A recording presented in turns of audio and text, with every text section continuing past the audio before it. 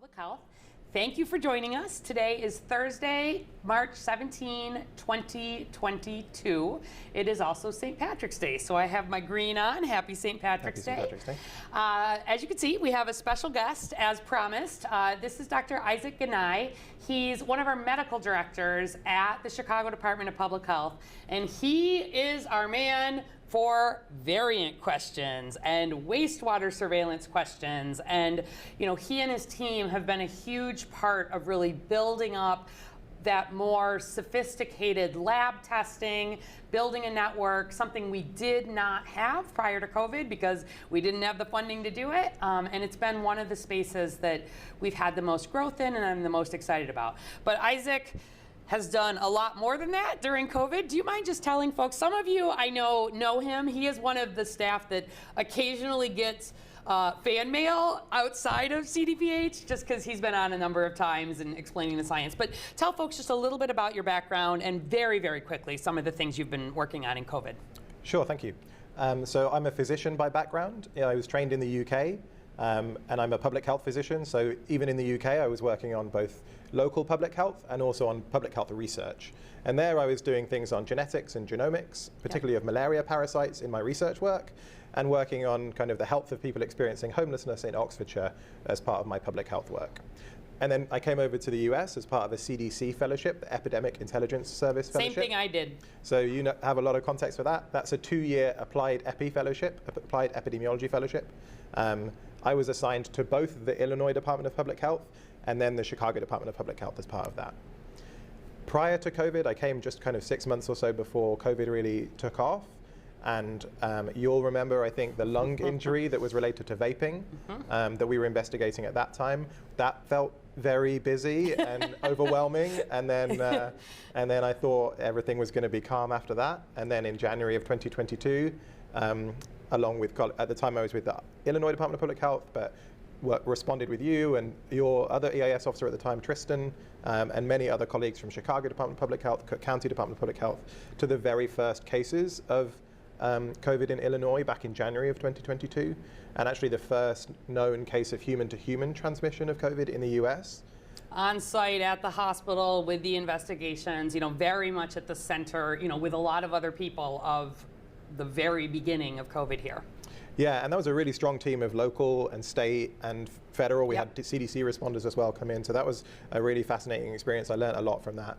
But very quickly, as transmission grew in Chicago, I started doing contact tracing of some of those early investigations. There was a birthday party and a funeral where we noticed lots of transmission, and that we learned a lot about how the disease spreads from those.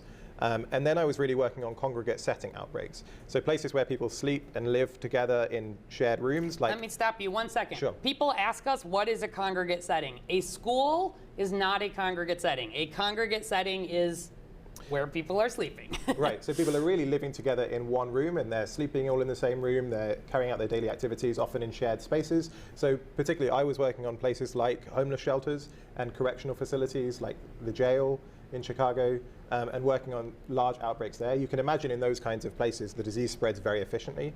And then for the last year or year and a half, have really been working on this lab-based surveillance effort that we'll talk about today, particularly variant surveillance, so looking for those variants of concern for SARS-CoV-2, and also looking at wastewater surveillance, so trying to build up a system where we can test the sewage to find out if there's SARS-CoV-2 and how much there is, essentially. Perfect. So he's been in the middle of a lot of this, but today we are going to focus on the variants because that is overwhelmingly what people are asking us questions about. So let's get right to it. You can put questions directly into the box below or use the hashtag AskDrArwady on either Facebook or Twitter. We will start quickly with the dashboard. I'll do an update, and then I'm actually going to hand it to Dr. Ganai to talk through a number of slides, a little more of a presentation than we normally do, but it's a complicated subject. We're getting all kinds of questions, and then we will turn to take your questions directly. So chi.gov/COVID- brings us to our dashboard. The news keeps looking good in Chicago. We're averaging 134 cases per day. You see that continues to drop. 10 Chicagoans getting newly hospitalized each day with COVID has continued to drop. We're now averaging 1 to 2 deaths a day from COVID. So there still are people dying from COVID in Chicago, but coming down well. Vaccines have also dropped a lot as the surge has waned. I don't love to see that, but testing remains very high, 3 times what we were doing last summer, which is the last time we saw low case rates like this, and our positivity remains excellent at 0.7%. I also want to pull up here and just go quickly into a few things. On Tuesday, we didn't do Facebook because we did a dedicated press conference about being 2 years into when most of Chicago started paying attention to COVID. Yesterday was the anniversary of the first death from COVID in Chicago. This was the week 2 years ago that we started shutting down and really life changed for everybody, and really emphasizing that there have been a lot of terrible things in the last 2 years, but there have also been amazing things in how Chicagoans have stepped up for each other and stepped up for public health, and we remain really committed to fighting the pandemic, protecting all Chicagoans through vaccination. Very quickly, by every measure, we are doing beautifully still right now. You see cases, positivity, hospital beds and ICU beds are all the lowest they've been since last summer. And we are close. There's only 26 Chicagoans right now in ICU beds with COVID across the entire city. That's not even Chicagoans, that's anybody in any Chicago hospital ICU bed. That is even getting down to sort of almost to green and low transmission. And then just as a reminder, along with following the metrics we've been following all along, the CDC has defined these community levels: lower risk, medium risk, and higher risk, partly related to that strain on the healthcare system. The U.S. is looking good here. As of March 10, so much of the country is now green. If we highlight in on there, most of Illinois is green. We still have some counties that are in yellow, which would be that sort of more medium risk level. And we do have one, Johnson County in the south, that is still considered high risk. As a reminder, at a minimum, the prevention steps that we recommend taking based on the COVID-19 community level, wherever you are, if you are in a low risk area like Chicago, most importantly, stay up to date with your COVID-19 vaccines. Get that booster if you haven't, make sure your kids are vaccinated, and get tested if you have symptoms. You still need to isolate, you still need to quarantine. None of that has gone anywhere. At a medium risk, this is where we turn it up a little bit. There will be settings where we will be making recommendations for masks if we get back there, at the minimum. And really at that high, I want you to see clearly the CDC is recommending wearing a mask indoors in public. So as we look ahead, you're going to hear more as we move into April. Regardless of what is coming, we're going to be transitioning some of our travel advisory to fit this a little bit more. But where places, if you are going to that county in Illinois that is high risk, you should wear a mask indoors. That is the recommendation. We hit the benchmark where 77% of all Chicagoans, all ages, have gotten at least one dose of the COVID-19 vaccine, which is great. 82% are age eligible. And I did just want to do some shout outs because we hadn't done this in a little while. We've got 46 zip codes shaded in blue here, where at least 70% of the eligible population has had a first dose. That's wonderful. We have 37 zip codes that at least 80% have had a first dose, which we love to see.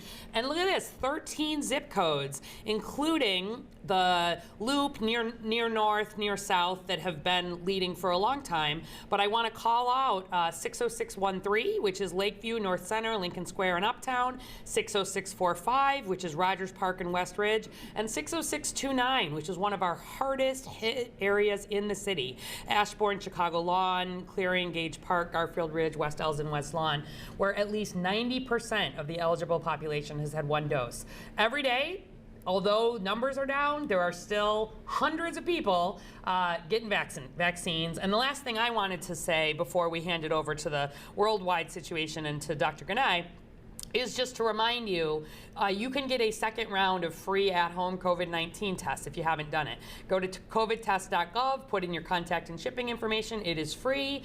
I will tell you, I waited a little while to get the first round of them, and I ordered my second set, and I got them literally within a day or two. So they're available, and we would love everybody in Chicago to have these at home because they are such an important part of being prepared, being able to test easily if you have symptoms.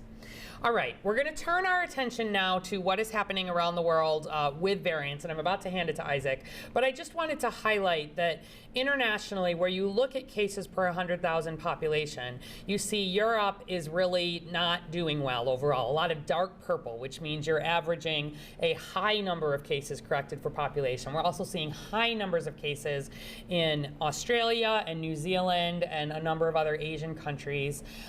We remain really in quite good control in the US at the moment, but this of course is of concern to many of you. And I just want to highlight we've passed the 5 billion mark for getting the population having had at least that first dose. 65% of the world's population and 11 billion vaccine doses have been administered. So while there's still work to do, especially in Africa, this has been really good progress. This is what the US looks like high level. Again, a few areas in Appalachia in particular, a little bit up in the sort of northwest that are still having some trouble, and Alaska's still having some trouble, but by and large, things look good. And I am now going to hand it to Dr. Ganai to really go through some more details about laboratory-based surveillance and putting that international map into some more perspective. Thanks very much. So first I'll go through just a little bit of background around kind of what we're seeing both globally and also locally, kind of covering some of the same ground that you've done, but just very quickly. Then I'll go into what we do locally for variant surveillance and what variants we're seeing right now in Chicago. And then I'll talk a little bit more about what we're doing to monitor wastewater for SARS-CoV-2, which is the virus that causes COVID-19. So we'll start with the background. So this is the dashboard from yesterday. As you mentioned, pretty much all of our key metrics, cases, hospitalizations, deaths, are at a low level. So we're right now experiencing low levels of COVID-19 transmission, which is great news. But we've seen multiple waves of COVID. You know, this seems to come in waves when things change. We've seen kind of 4 or 5 now in Chicago, and it's very possible that there may be further waves in the future, so we've got to stay vigilant and keep looking out for these things. In particular, because as you highlighted, many places, Europe and elsewhere, are experiencing surges. So I just wanted to highlight a few countries that had a large kind of Omicron-driven surge around the end of last year, and then now are experiencing an uptick again. So a lot in Europe, including the Netherlands. Switzerland had that kind of peak, drop, and then rise again. Germany, also a peak, drop, and then rise again. The UK, similar story. Austria is at higher levels now than it has been. Some of the Asian countries that have really had a very low level throughout the pandemic are now experiencing surges, driven probably by this more transmissible new variant that's around Omicron and its sublineages. So that's South Korea, but China is also seeing something very similar. New Zealand too. So all of these places seem to have had, seem to be having increasing levels of transmission right now. Although we're at low levels of transmission, it's really important that we keep an eye out. There's a few reasons why these kinds of waves happen and why this seems to come in waves. And 3 key reasons I've highlighted here. One is changing behavior. So as things relax, as we all begin to take off our masks, I'm going on vacation next week internationally for the first time in a while, people start to change their behavior and appropriately do things that they might not have been doing for a long time. And that's appropriate to do when the risk is low. Absolutely. But as we know, it can increase risk. One of the reasons we wait to lift things like mask requirements until we have come all the way back down is to blunt what we would expect to see at least a little bit of an increase naturally when we do that. Absolutely. And just in contrast to some of those charts that I showed from the European countries, we're at a very low level right Correct. now. Many of those did not get to that very That's low exactly level. right. And so, you know, it's appropriate right now to be changing behavior, but it's one of the things that can lead to changes in transmission levels. Another thing is new variants. We saw kind of in late 2021, Omicron was much more transmissible than previous variants and likely led to an increase or contributed to an increase in transmission levels. And also the immunity of the population. And I'm going to just talk a little bit more about that one on this slide. So this is a really nice figure from the Financial Times. The blue above the line is talking about cases. So this is some of those countries that I just highlighted that have experienced large increases in cases. The red below the line is deaths. And then you can see that underneath each country is the amount of people who are unvaccinated. And it's really striking that where you have high levels of people who are unvaccinated, particularly older people, deaths are very high and seem to mirror the case count. So where cases go up, deaths really go up. Right. More red, more deaths. Right. More blue, more cases. In contrast, some of these other countries where there's very small numbers of people who are unvaccinated, smaller actually even than the US as a whole, and Chicago does better than the US as a whole, but even smaller than Chicago, you see very little change in the rates of death, even with large increases in the number of people getting COVID. So just a key reminder that immunity plays a key role here, and the best thing we can do to protect ourselves from any future surge, from any variant, is to get vaccinated now and get boosted when appropriate. Just to kind of drill down onto those variants, this is a slide that we make pretty regularly. We project some of our variant proportions, so from some of our variant surveillance, onto our case counts. So these aren't necessarily, we haven't tested every case. This is Chicago. This is Chicago data. We haven't tested every case, but we project from our surveillance systems what we think the likely distribution of cases is. And then we color it by variant. So Omicron here is in purple, and you can see this large increase in cases in late 2021, driven by this large increase in Omicron. And so let me just kind of talk about that a little bit. So what this is, if those of you who have been following along, you're seeing the cases in Chicago, right? That's similar to exactly what you'd see on the dashboard. And as we see, the whole first year or so, it's all one color, because that was before we were seeing these new variants really play an outsized role. But then each time we've seen a little a surge there, even a small one, it's been a new color, which means a new variant. And that's one of the reasons we're really have to be so vigilant about this. Right, so this blue here is the alpha wave that we kind of experienced, this orange is the delta wave, and this purple is the Omicron wave, so colored by variants of concern. And can I just say one more thing? In the Omicron, we also saw how important vaccination was here, where those cases broke all records, but many, many people, even if they had a breakthrough COVID infection, much less likely to be hospitalized or die. And so one of the reasons we continue, I sometimes get questions, why do you still promote vaccine? We're doing fine, is that we know it is the most important thing to break that cases always turning into high death rates. Yeah, absolutely. So let's drill down a little bit onto the variants and surveillance that we have locally. So we, as the Chicago Department of Public Health, in over a year ago now, it's just around exactly 1 year that we've been accepting specimens, set up this laboratory called the Regional Innovative Public Health Laboratory. This is innovative because it was a new thing that we were doing as CDPH. We don't own or operate a public health laboratory. This is a new type of genomic surveillance that we don't typically do in public health laboratories. We partnered with Rush University Medical Center for this. There's a little kind of picture here of some of the Rush colleagues at the lab. It's really specialized equipment. This is specialized testing that you need to do to tell what variant it is, called genomic sequencing. So that's what this lab can do. Like genetic fingerprinting, kind of. Exactly. But it's different to the kinds of tests that you get when you go to the doctor's office, and it takes a lot longer, and it's a more specialized equipment, more specialized people, etc. For Ripple, which is what we call this Regional Innovative Public Health Lab, we accept specimens, and we encourage all hospitals in Chicago to submit. So this is just a kind of representation of many of the hospitals that submit specimens to Ripple. And as a result, we get good representation from across Chicago. It's important to note that we're not the only laboratory doing genomic sequencing in Chicago. Ripple does a lot, and it's trying to be representative across the city.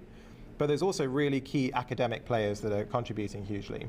And part of the goal, correct me if I'm wrong, of Ripple, if you go back one slide, is to make sure that even if people are going to smaller hospitals that may not have the specialized genomic research, et cetera, that a large research one might, like Northwestern, that we are still making sure we're looking for variants and filling that in. So that's been one of the goals as well. Correct, really trying to capture everything that's circulating in Chicago. So the Northwestern, as you mentioned, have this fantastic center that also does really leading genomic analysis. And we in Chicago are just a part of the national system. So we submit specimens as part of what's called the National SARS-CoV-2 Strain Surveillance System, or NS3. Additionally, people who get tested in outpatient centers often, their specimens get tested through part of this national CDC-led effort. And there's a link there at the bottom to the CDC's kind of webpage about their variant surveillance. So we're very much a part of that, as well as having our own local surveillance system. This is a screenshot from the CDC's surveillance system, and you can zoom in to the kind of Midwest region. So region 5 is the, HHS region 5 is the Midwest, and it's just showing this kind of increasing proportion of Omicron in purple again, so overtaking Delta in late 2021 and early 2022.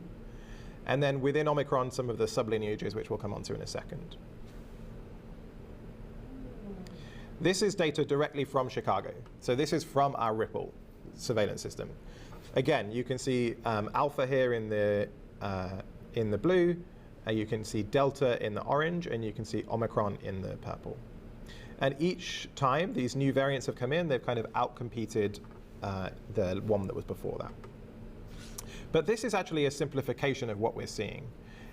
Within Omicron and within Delta and within Alpha, there's also these sublineages. So we talk about these kind of variants as one thing, but they're actually multiple different things.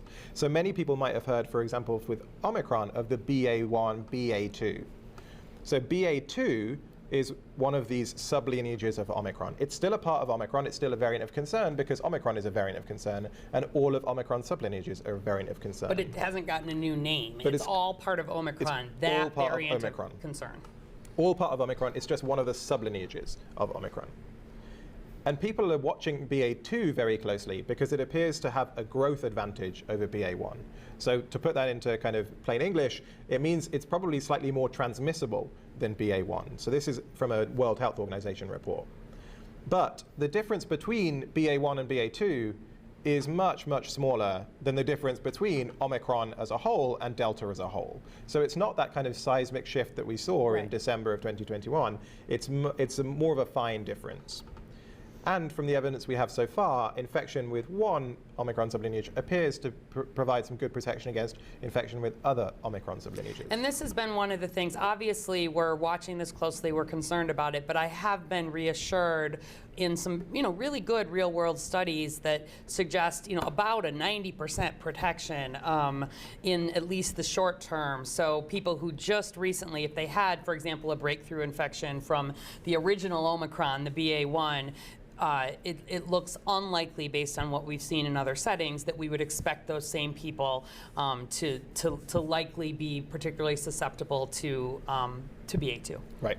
And also, I think important to note that vaccines continue to provide very good, even as the virus evolves. That's right. The vaccines that we received a year ago still work. The most important thing for all of this is being up to date with vaccine, like no doubt.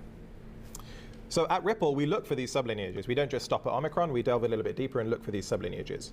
So this is a graph that's looking over time. So this is kind of early 2022, and this is late 2021, at the sublineages of Omicron. The BA1, and BA1 itself has some kind of subdivisions within it. So there's BA1 and BA1.1. They're here at the bottom, and BA2 is at the top in this lighter pink.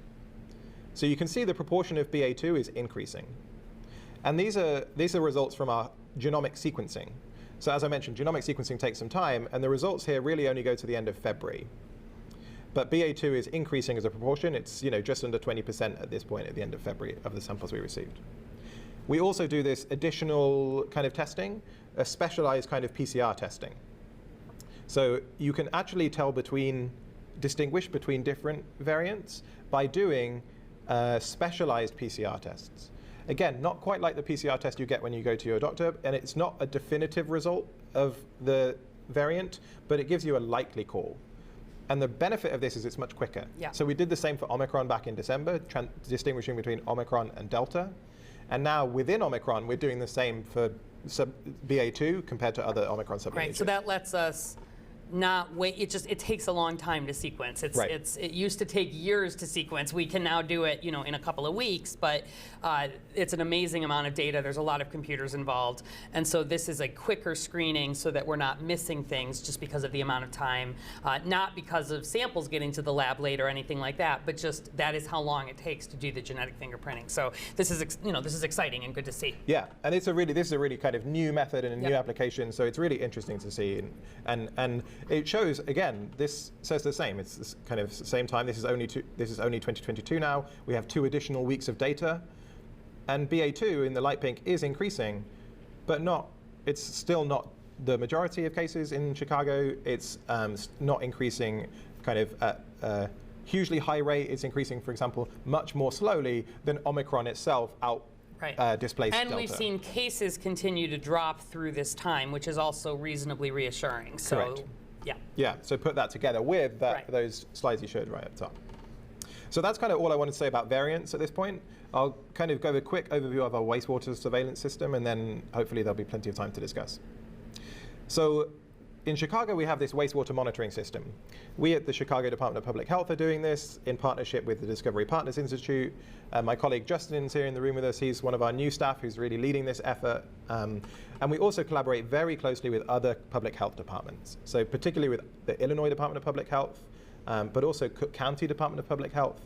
And we just put out a report this week that's a joint report with us, IDPH and Cook County DPH, that kind of really goes over some of the wastewater data for the Chicago region. Available on the website. Yeah, and linked to in the next slide. Perfect. So I was just going to pull out some highlights from that report. Yep. So we monitor at 3 different scales in Chicago. And I've highlighted the first 2 scales I wanted to talk about here. One is at this wastewater treatment plant level. Wastewater treatment plants cover like over 1 million people in general. So all of us, when we go to the toilet in Chicago, our waste gets flushed into the sewers, and they all end up at wastewater treatment plants. These wastewater treatment plants cover huge areas. So on the left is our wastewater treatment plants. There's 3 main ones covering Chicago: O'Brien, Stickney, and Calumet wastewater treatment plants.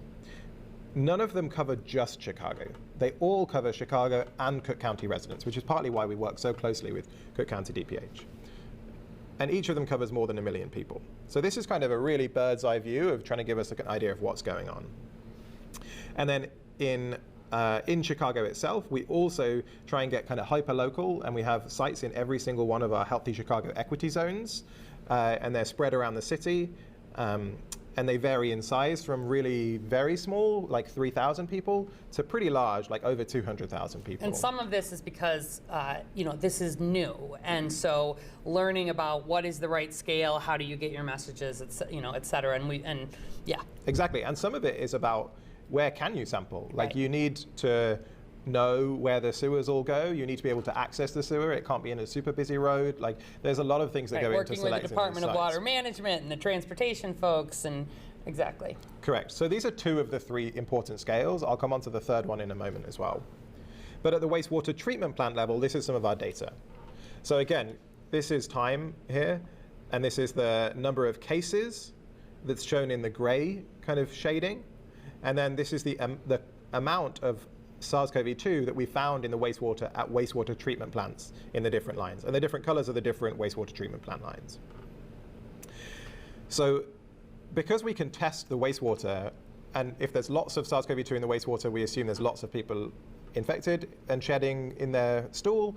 If there's not much, we assume there's not many people. And the nice thing about this is you don't have to wait for people to go and get testing.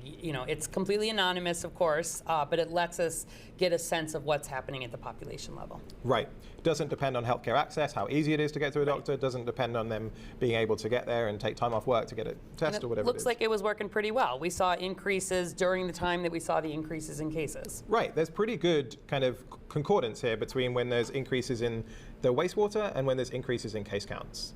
There's even some suggestion, perhaps, that some of these wastewater points led the case counts. Mm-hmm. There's a bit more work to do on that because this is a 7-day rolling average of case counts, so the actual numbers would be a bit more variable. But there's some indications that it leads the case data, but certainly it's tracking very closely. So that's a nice kind of reassurance that at this very zoomed out level, it's working pretty well. What you can't say, though, from wastewater is how many people have got it. Right. You can look week on week or sample on sample and say there's more than last time, there's less than last time. So you can infer trends, but you can't really say, this concentration compares to, is this many people with a case. It doesn't quite work like that. So that's at that very zoomed out level, at the wastewater treatment plant level. At the neighborhood level, so this is a site with around 50,000 people, just over 50,000 people. Still, I think there's, again, the gray shows cases, and the black bars shows the amount of SARS-CoV-2 we found in the wastewater. You can still see there's pretty good correlation. When it increases, we have high numbers. When it's low, we have low numbers. But it's a bit noisier at these small scales. And I think this is partly because, as you were mentioning, it's hard to find that right sweet spot of what is large and what is too large. But when you only have 50,000 people or so, not that many people are necessarily infectious at any one time. When we take the sample, not that many people's wastewater is in that sample, and so you can just get more random variation based on really who went to the toilet when, and at what level they were shedding in their stool at that time. So it kind of gets a bit more tricky, but still very useful at this local level. And then sometimes, this is from a different site in Chicago, but sometimes these green dots here show where there's no virus detected. We didn't pick up any SARS-CoV-2 in the wastewater. Now that doesn't mean there's no SARS-CoV-2 in the wastewater, because again, there's a whole sewer covering hundreds of thousands or millions of people, or in this case, tens of thousands of people. And we're taking a tiny, tiny bit and testing it in the lab and seeing if we find any. And the lab methods are not 100% sensitive. But it does mean that we're pretty confident there's not that much. So the non-detects shown in green here are good news. But then you can see there's a slight detection here. Like, I don't know that that's probably just random variation based on when we sample whose wastewater we tend to get. But that's important kind of on the next slide. So we submit our data as part of the CDC's National Wastewater Surveillance System, or NEWS. Again, they have a really nice kind of map of the US showing it. And you can see the Midwest is really well represented, actually, in Chicago. Yeah, we're leading here. I love it. Yeah, it's great. Largely, Illinois, the Department of Public Health are doing a fantastic job, and we in Chicago are contributing our data as well. But they show all these colored dots, and there's a scale here. And essentially what the colors mean is what is the value today compared to the trend over the last couple of weeks. So that's really important, because if we think about those non-detects, this level, this gray dot here is a very, very low value. Probably just random variation from the non-detects based on our lab methods and based on how we collect these data. Nothing compared to the levels we were seeing in December with the in the height of our Omicron surge. But when you look at that as it relates to the last couple of samples, which are non-detects, it looks like an increase. I don't think that's a true increase. I don't think it means a great deal, but it's an increase. And so when you look at it on here, you can sometimes see increases, but they're from very low levels. So I just zoomed in here. This is some of the Illinois data. This is some of the Chicago data. You can see the dots being colored by blue being kind of sustained declines, oranges being increases, slight increases, reds being high increases. And you can see that they're, in Chicago, they're all stacked on top of each other, but they're mainly blue, so mainly good news, and blue at very low levels. There's one of these kind of red dots here. That's a wastewater treatment plant. I'll just show you some of the data from that. So it shows as a red dot because it is increasing, but it's increasing from an incredibly low level, and it's nothing like what we saw in December. Some non-detects even there. Some non-detects. Quite recently, and so there continues to be some. So. And if you had zero, so you had none detected a few weeks ago, and you have some detected even at a very low level this week, it looks like an increase, but it doesn't necessarily mean that we're at high levels of transmission like we were in December. You want to pay attention. You want to keep sampling. You want to be looking for trends there, but that's helpful context, I think. Absolutely. So that's on the CDC dashboard. There's also some other good dashboards around if you're interested in these. This is the BioBot dashboard. This displays it more as a curve, so you can see the levels of wastewater, which again I think is helpful. So I mentioned those are the two trends. We have those are the two levels we've been surveilling, kind of the wastewater treatment plant level and then the neighborhood level. But we also do some facilities. We focus on congregate settings. So again, those settings where people live in really close proximity to each other, sleeping in the same room, sharing most of their time in the day together, because they're really high risk for transmission. So for example, at jails, at homeless shelters, at long-term care facilities. Group homes. Group homes, those kinds of things, yeah. And here we do it slightly differently. Because the population can change all the time and one person's sample can really change, here we're talking tens of people, not tens of thousands of people. We kind of give thresholds. So we say this is high, this is low, and we color it based on, darker is higher levels and lighter is lower levels. So you can see that there's kind of more non-detects, which are the light levels here, than there have been previously in the high levels of transmission as well. And we're also starting to try and do this for other pathogens. So we're talking today about SARS-CoV-2, but you can test a lot of pathogens in wastewater, and there's lots to be learned. So that's something we're trying to build as we go through in the coming weeks and months. We can also, from our wastewater data, look at variants. So I talked about Ripple and the clinical data that we have, but we also can test wastewater and sequence that and see what we find. So we use O'Hare International Airport as a kind of sentinel site for this, because we see lots of travelers coming through, obviously, and so you have a hope that you can pick things up maybe a bit quicker. And you can see this is just data showing Omicron increasing in both the clinical and the wastewater samples, and replacing Delta in late 2020 and early 2021. So really just to show very similar data coming from our clinical and our wastewater data, and we're monitoring ongoing for the Omicron sublineages as well. But as you mentioned, this is a kind of newish for public health. This is a new capacity for the Chicago Department of Public Health, for example. And there's lots of things we're still working to refine. One is exactly where to sample. So what is the perfect size of the sample that we're trying to get? How many people should we try and get? Where can we access? How can we best fit within this kind of big wastewater treatment plant level?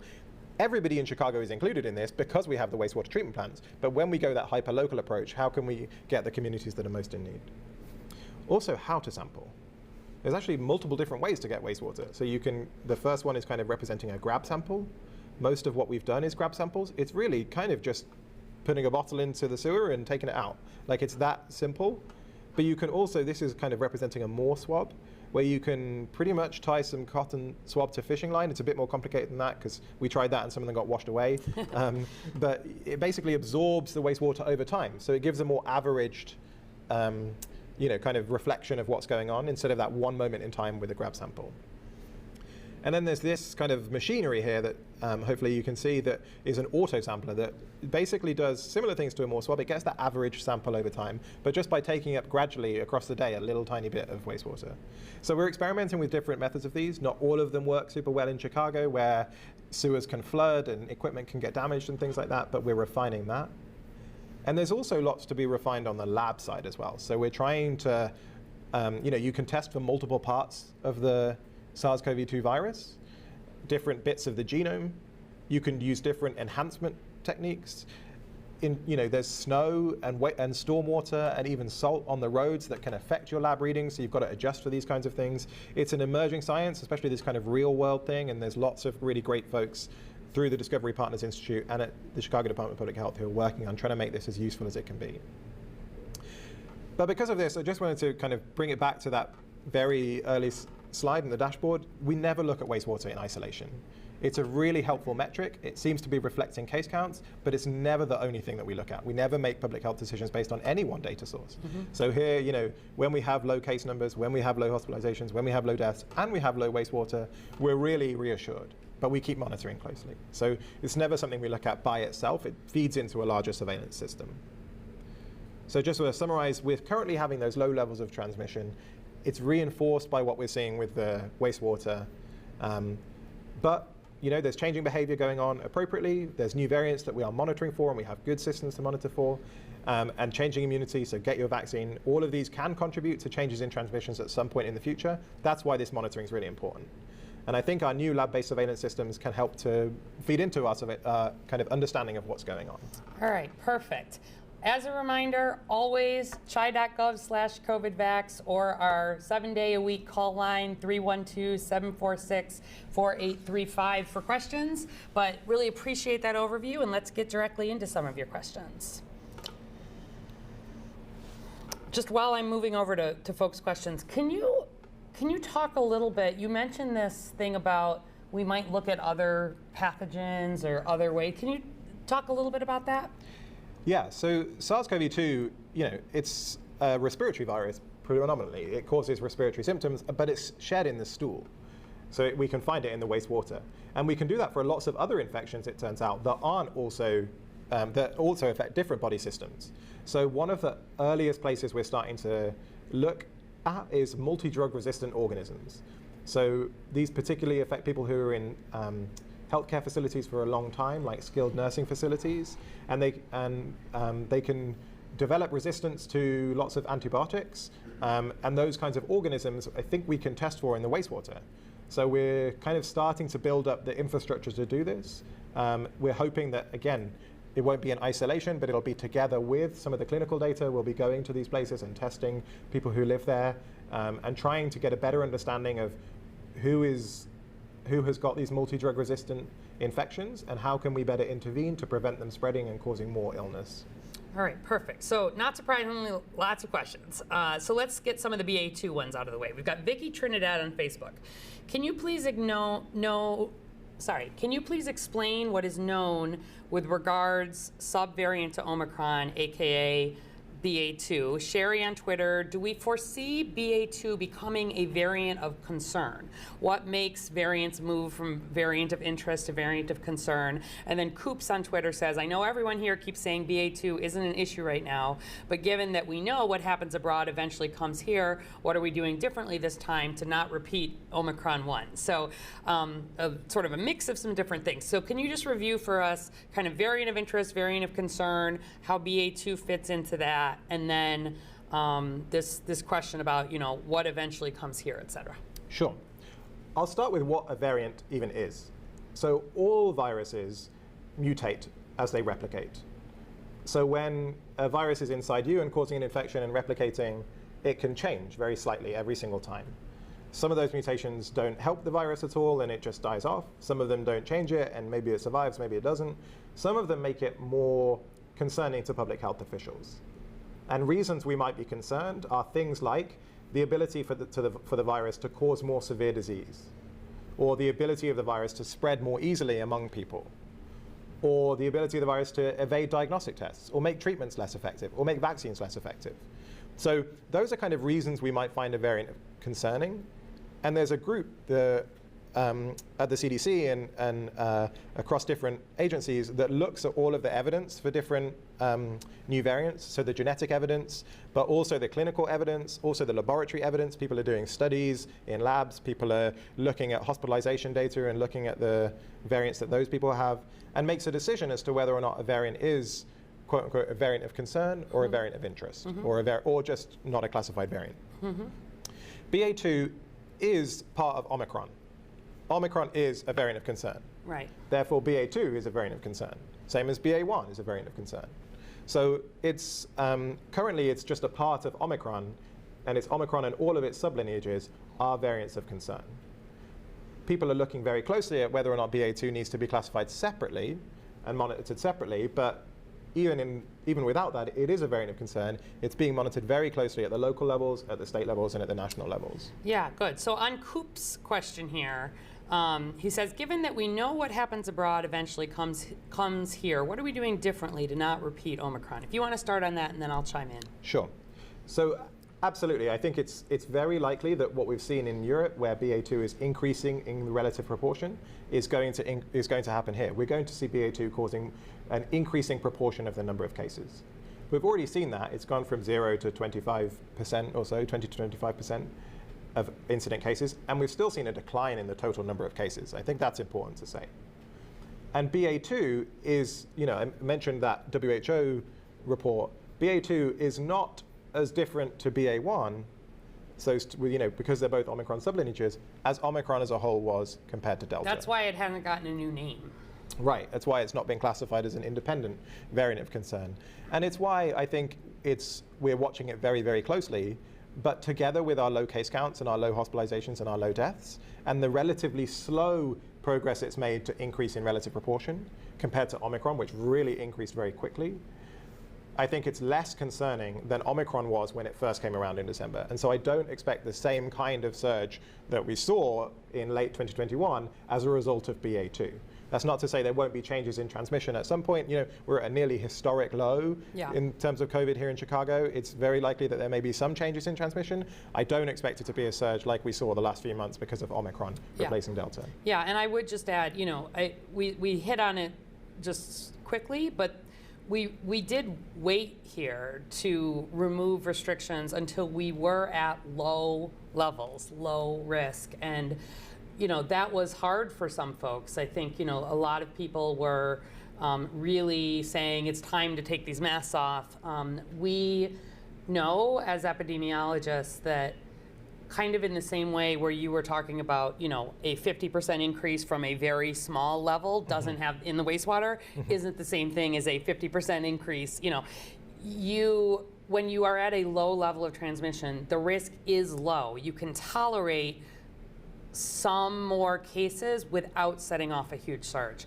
I'm going to be honest, I am concerned about what's happening in Europe because I think there is not full understanding of it. I see some people are asking Kristen Kurkowski, how does the world affect us? I don't want to go backwards. But there are a number of things that are different if you look at Asia in particular. So if you look at China, Australia, a lot of these countries were really aiming for a zero COVID approach. And I want to, it is something to aim for a zero COVID approach. It means very aggressive shutdowns, et cetera. But it also means they wanted to do that to get their population vaccinated and as protected as possible. And so what I think we've seen with Omicron, BA1, BA2, it doesn't matter, it is so much more infectious, so much more contagious that countries that had been aiming for a zero goal, it's really not possible with a variant that is as infectious. Right. And so what's important is that a lot of these countries, while they are seeing surges in cases, it is not turning into the sort of the severe illness, the hospitalizations, that because they're highly vaccinated. My worry is we are not as highly vaccinated as a lot of those other countries. I don't worry so much about COVID cases if COVID cases show up as, like an upper respiratory infection, a cold. I worry a whole lot about COVID that makes people seriously ill. And so one of the reasons we continue to focus on vaccine is it remains the safest way, no matter what comes down the future, in the future, to sort of have be in place. But I think, we don't have all of the answers to this, just to be clear. We've been talking to folks, in the UK, and they also, just like you said, it's sort of a mix of lifting some restrictions, some waning immunity, maybe the BA2, some different variants. But it is not a for sure thing, to be clear, that we will follow there. We may. But there are some other countries that have gone through an Omicron surge, and we've not seen that resurgence yet.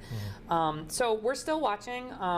Trust me, we have not taken any of our team off, certainly monitoring this and knowing what to do. But, and I see Lisa B on Facebook in a follow-up says, none of us has a crystal ball, but is the medical community suspecting more, perhaps less severe variants will emerge? Do you want to start on that one? Yeah. I think we're certainly expecting more variants to emerge. I mentioned that every time the virus replicates, it has a chance to mutate. Wherever there is transmission in the world, there will be viral mutation, and that is what leads to new variants. Whether or not they become less severe, I think is actually mainly dependent on us. And I think the biggest thing that made Omicron less severe than previous waves, I think the biggest difference was in people being vaccinated or people having had prior infection and being somewhat immune as a result of that.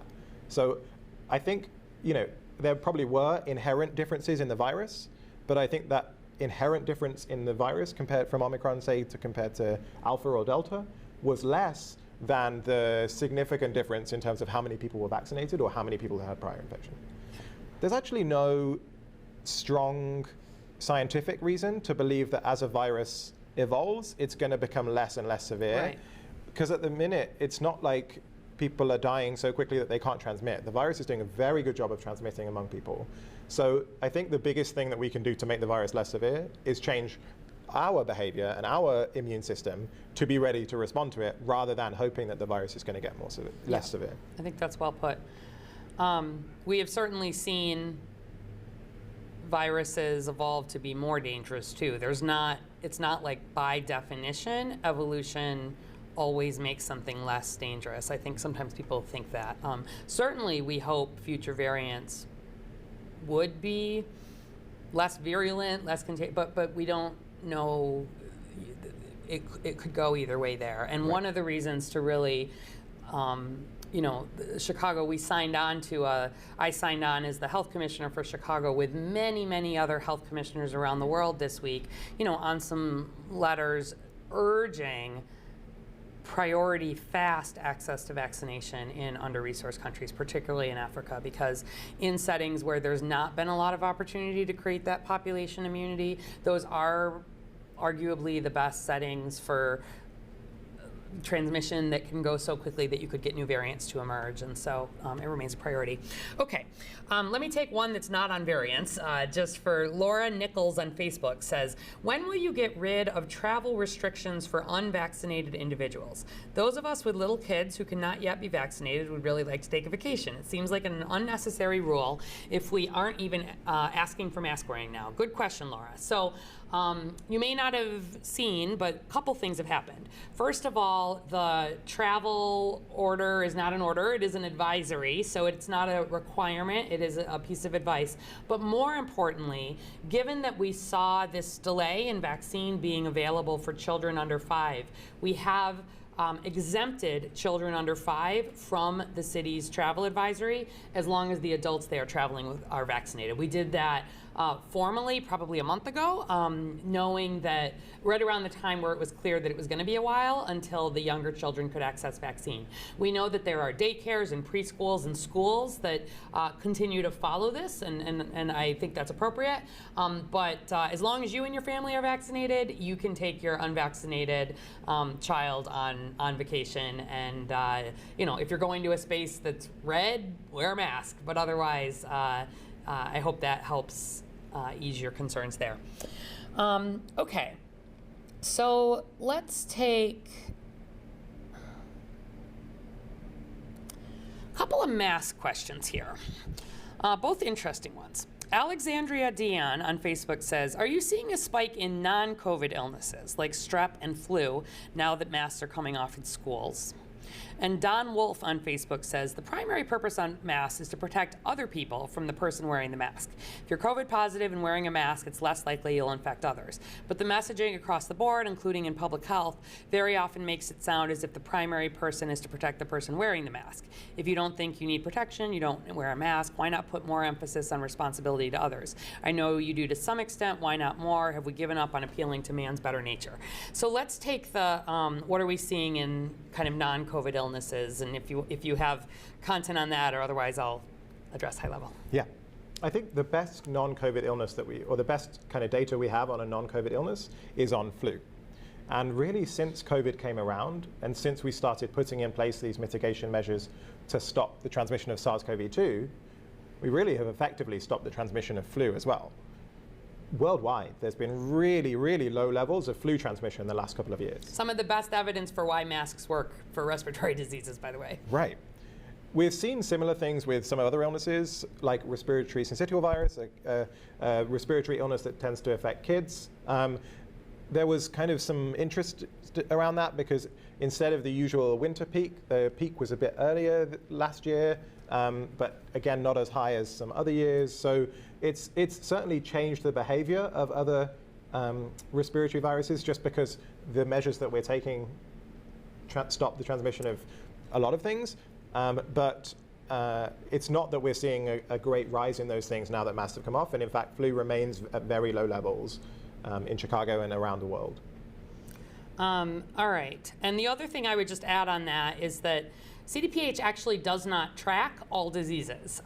We track diseases that are known to be sort of significant public health concern in terms of spread, et cetera. So we do not actually, I can't tell you how many people have strep throat, for example, or how many people have an ear infection. But not to sort of get into the details, but there are 80 or so diseases and pathogens that we do track. And flu, for example, we also don't track in a count every way cases of flu. We do count people who get hospitalized, ICU, who die from flu. There are some other, we've talked about this before, ways to monitor what's happening with flu without counting every case. But I will tell you that one of the other pieces of this is as we come out of the winter, that tends to be, the winter always is our peak season for spread of these kinds of viruses overall. But I do think, and many of you who have young children have probably seen your children starting to have more of those kind of regular childhood, colds and viruses because many of them didn't have them as much these last couple of years. So we do know that there is additional transmission as some of this rises, but we've not seen anything concerning in terms of flu or any of the other things that we do track at this point. Quickly on Don Wolf's point about sort of wearing masks. So a couple things. You are correct that when somebody puts a mask on, the main thing that they are doing is keeping their germs to themselves. And that's why we remain, it is super important. We've said this each time I've been out, I think, that if you have COVID symptoms, if you have flu symptoms, if you have like any kind of symptoms you might be spreading, wear a mask because you don't want to spread that. As we were coming out, I got a really bad cold from my 3-year-old nephew who I saw who did not have COVID. We tested him a bunch of times. I tested a bunch of times. But, he's in preschool and he had one of these colds that I hadn't had in about 2 years. I wore a mask diligently because I don't want to spread those germs either. Where we are thinking about masks, if we're thinking sort of KN95s, N95s, those do give a higher level of personal protection. They are often less comfortable, harder to keep on. They need to have a good fit. But for people who are higher risk or concerned, those are the ones we recommend. If we start to see a surge, that is when we say we would potentially need to have everybody put masks back on. Hoping we don't get there, but when case numbers are low, the risk that somebody has COVID and doesn't know it is actually very low. And so at a population level, there is not a requirement for everybody to do that. The other thing is that masks actually start working right away. So if we start, you've heard me say, if we start getting into trouble, we start getting into that yellow range, we would recommend masks in indoor settings, and if we start to really get into trouble, we get into red range, et cetera, we would be requiring masks again in indoor settings. Not forever, but to get us through that surge. And the good thing about masks is right from when you put that on, if you're wearing a higher quality mask, you are getting some protection for yourself, but if we're having to do that, right away, that works. It's different than vaccine.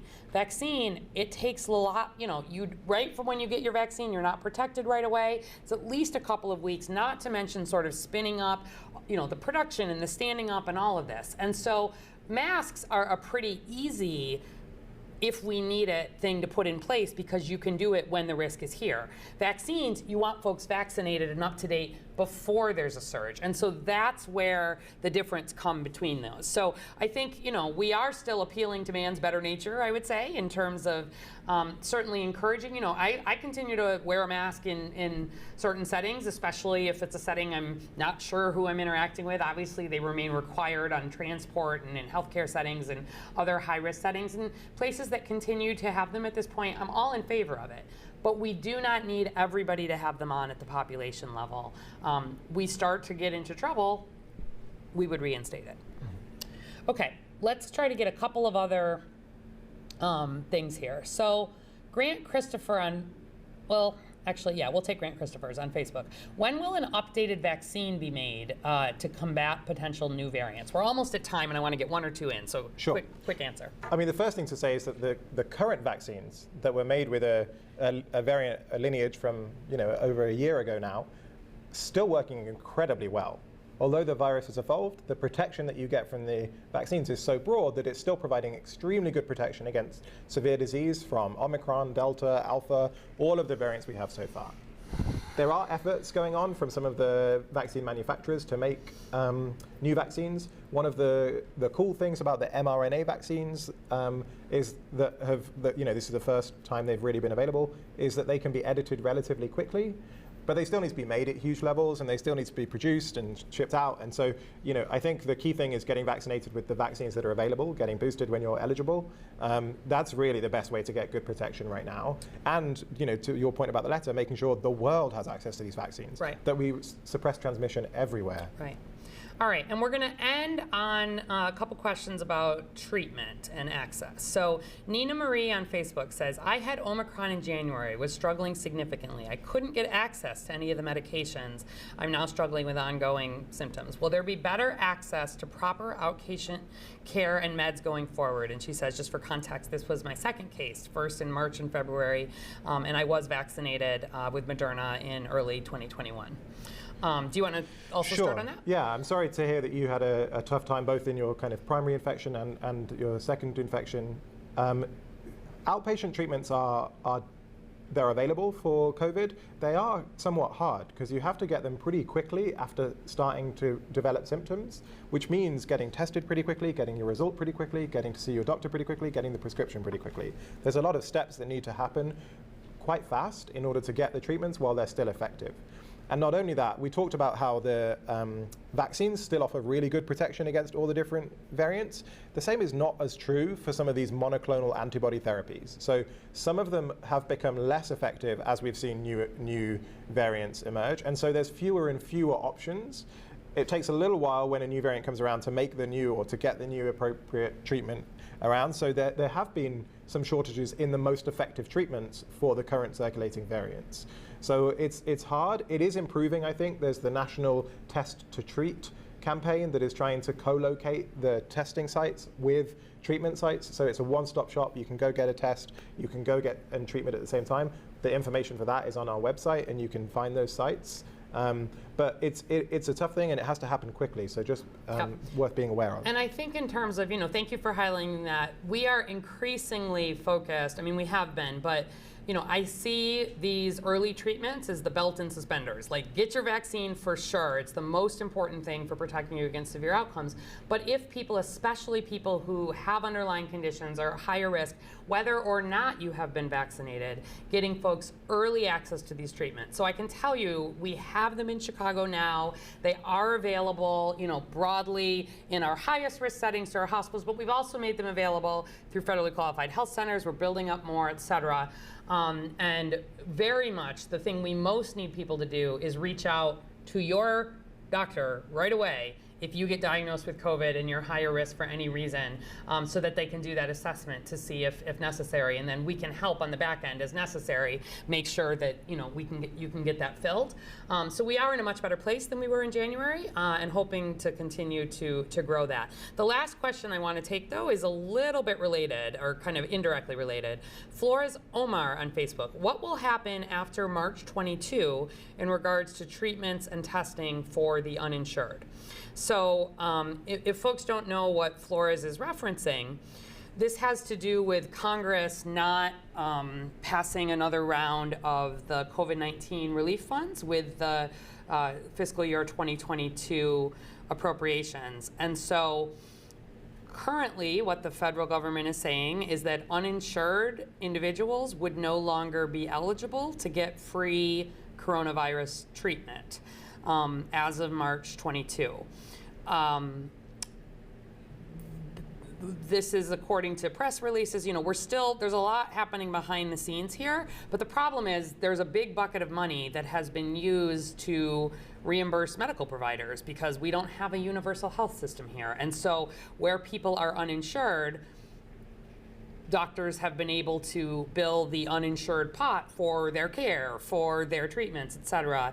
And they're saying that there are not sufficient funds here. And so, there's a lot happening between the White House and the Congress. There is need for additional funding to work on vaccines and boosters and testing, et cetera. But it's also, according to what we're hearing, to make sure that all Americans can continue to access these services. They've also said that unless additional funds get passed, possibly as soon as early April, uninsured individuals might not have access to free COVID vaccines in the same way. I want you to know that we here in Chicago are super committed to making sure people who are not insured can access care, can access vaccines. But there's a lot happening right now, sort of on the federal level, about how we might pay for that, what some of that might look like. I can't for sure say what will happen here going forward, but I do think it's important, critical, that people who are uninsured can access vaccines and treatment, early treatment. So more to come on that, but know that as of right now, we have not changed anything.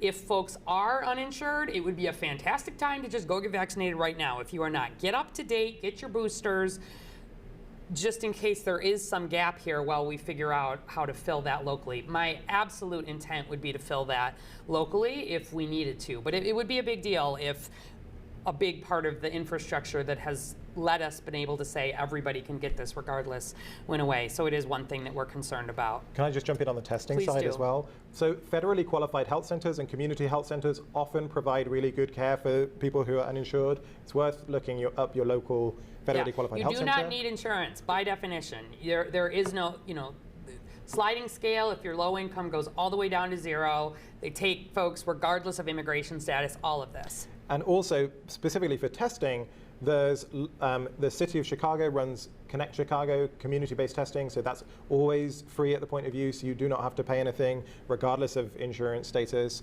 The COVID tests from the federal government that Dr. Awadi mentioned up top, go online there, covidtest.gov, and order your replacement tests. No insurance linked to any of that. There may be changes coming in the future, but preparing now and knowing the ones that are free and will remain free, I think is also important. Yeah, so I appreciate you raising that, Flores. It's something, just like we're watching the variants, I've been in a lot of conversations, with our representatives in Washington, and I know my colleagues have around the country too.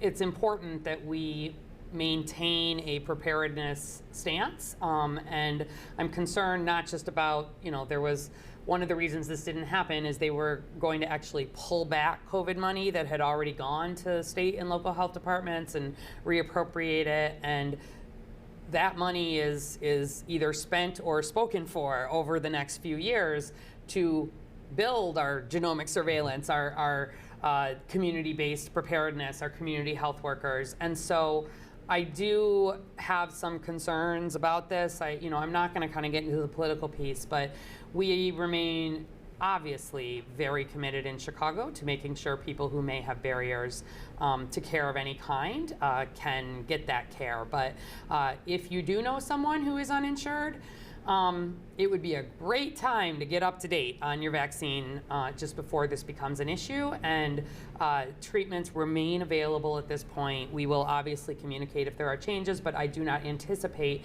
there being local changes, certainly in the short term, but we may need to think differently about how we fund some of that, frankly.